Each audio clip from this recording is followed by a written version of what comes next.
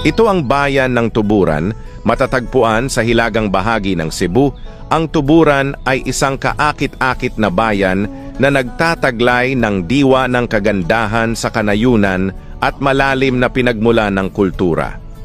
Kilala sa mayamang kasaysayan, magagandang tanawin at malapit na komunidad, nag-aalok ang Tuburan ng kakaibang sulyap sa puso ng Cebu.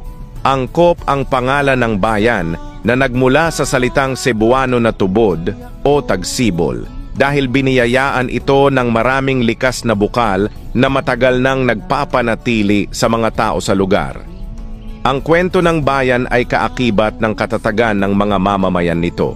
Ang Tuburan ay itinatag noong unang bahagi ng 1600 at sa buong kasaysayan nito, nahaharap ito sa parehong mga hamon at tagumpay. Mula sa mga alon ng kolonisasyon ng Espanyol hanggang sa modernong panahong paghahanap para sa kaunlaran, ang Tuburan ay nanatiling isang lugar kung saan magkakasuwato ang tradisyon at pag-unlad.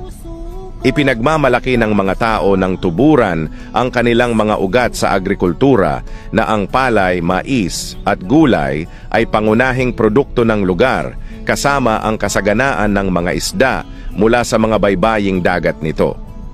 Isa sa mga pinakakilalang landmark ng bayan ay ang San Antonio de Padua Parish Church, isang testamento sa malalim na pananampalatayang Katoliko ng bayan.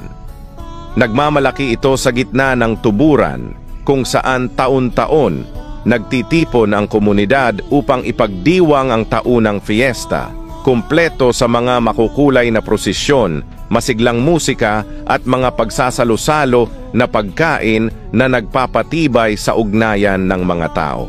Ang mga mahilig sa kalikasan at mga adventurer ay nakakahanap din ng aliw sa mga nakamamanghang tanawin ng Tuburan.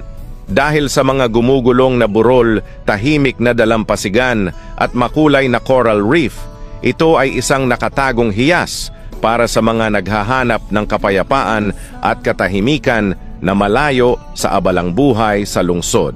Maaaring maliit ang Tuburan, ngunit ang kagandahan nito ay nakasalalay sa pagiging simple nito. Isang bayan kung saan nagsasama-sama ang nakaraan, kasalukuyan at hinaharap. Pinag-isa ng init ng mga tao nito at ng mga likas na kababalaghan na nakapaligid dito. Kung ikaw ay nakapunta o ikaw ay nakatira sa lugar na ito, mag-share at mag-comment ang naging karanasan mo dito.